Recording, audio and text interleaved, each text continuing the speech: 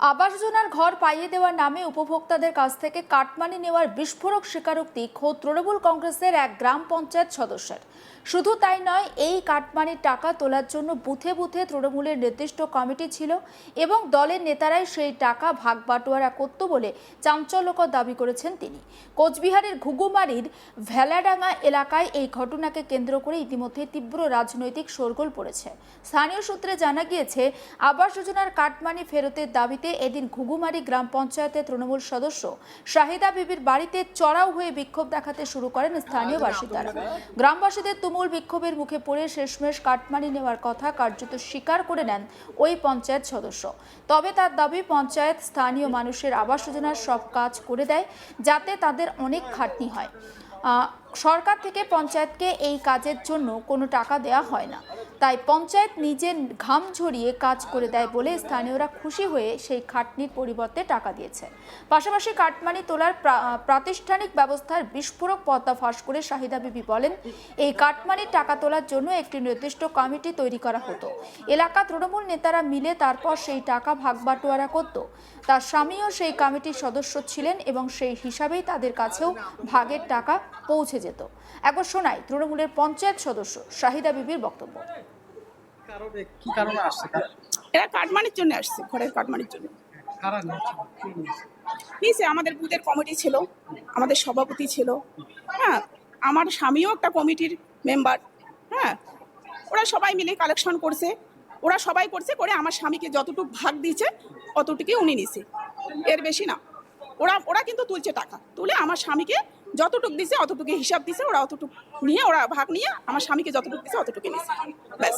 কাছ থেকে 10,000 টাকা 8,000 10,000 টাকা অভিযোগ করছে।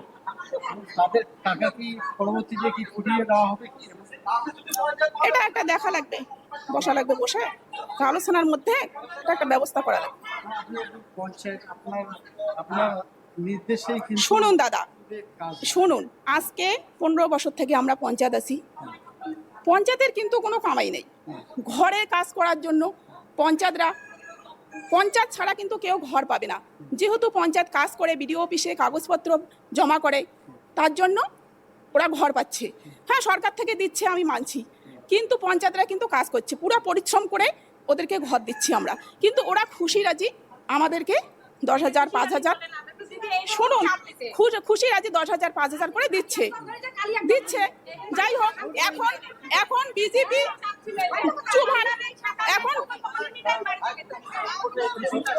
এখন বিজেপি আসার পরে এখন ওরা টাকা কাটমানির টাকা ফেরত চাচ্ছে।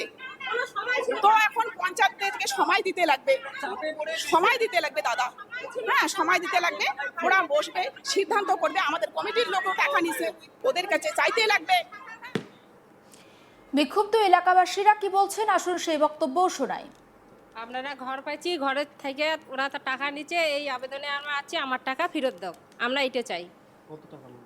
10,000 করে টাকা নিচ্ছে আমার কাছে। ঘর পেয়েছেন? হ্যাঁ, ঘর পাইছি। কতজনকার নিয়েছিল আপনাদের দিকে? আমাদের বুথে 84টা ঘর পাইছি। সমস্ত বিষয়টা নিয়ে আমার কালিগ মনসুর হাবিবুল্লাহর একটি রিপোর্ট দেখাবো আপনাদের।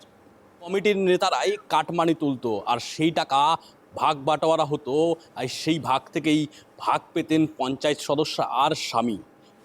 কাটমানি ফেরতের দাবিতে কোচবিহারে ঘুঘুমারিতে যখন পঞ্চায়েত সদস্যার বাড়িতে বিক্ষোভ দেখাচ্ছিল সাধারণ মানুষ, তখন এই বিস্ফোরক স্বীকারোক্তি করলেন তৃণমূল কংগ্রেসের এক পঞ্চায়েত সদস্য। তিনি জানালেন, আমরা সাধারণ মানুষের জন্য নিঃস্বার্থভাবে কাজ করেছি, কিন্তু তৃণমূল কংগ্রেসের পক্ষ থেকে বুথ কমিটিকে তৈরি করা হয়েছিল, সেই বুথ কমিটির লোকেরাই তোলা তুলতো, কাটমানি নিত, আর সেই টাকা তারপর ভাগ হতো।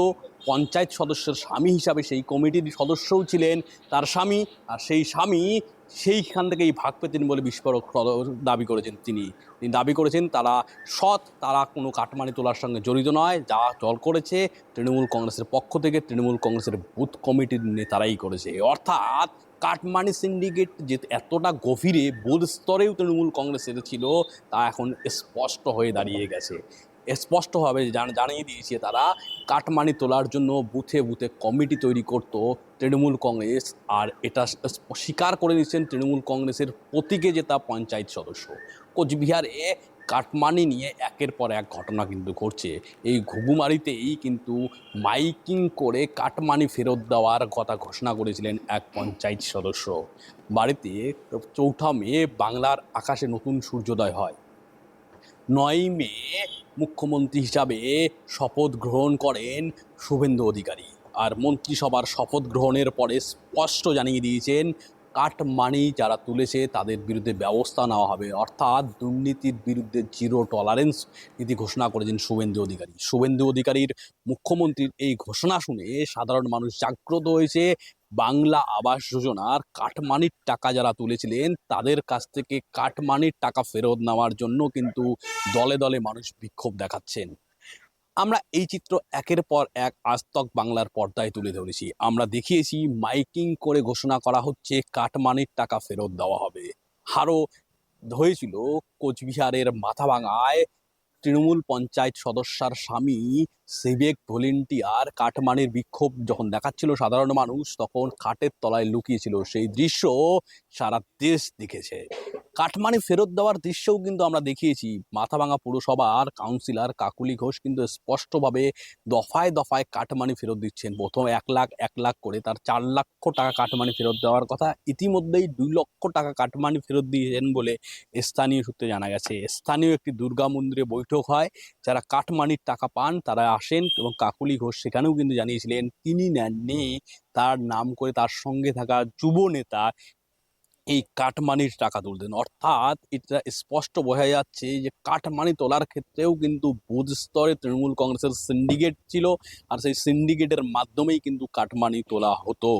কোচবিহার থেকে কাকদ্বীপ বাংলার পট পরিবর্তনের পরে কাটমানির দাবিতে বিক্ষোভ কিন্তু সব জায়গায় দেখা যাচ্ছে এবং কোচবিহারে একই চিত্র বারবার দেখা যাচ্ছে। বাংলার পট পরিবর্তনের পরে শুধু কাটমানি নয়, ভোট পরবর্তী হিংসার ঘটনাও কিন্তু কোচবিহারে একাধিক তৃণমূল কংগ্রেসের নেতা গ্রেপ্তার হয়েছে, তৃণমূলের একাধিক ব্লক সভাপতি গ্রেপ্তার হয়েছে। রাজ্যের মুখ্যমন্ত্রী শুভেন্দু অধিকারীর কনভয়ের উপর হামলার ঘটনা ঘটেছিল বিগত সরকারের আমলে, সেই মামলা নতুন করে খোলা হয়েছে। আর সেই মামলায় তৃণমূল কংগ্রেসের ব্লক সভাপতি শুভঙ্কর দেখে গ্রেপ্তার করা হয়েছে।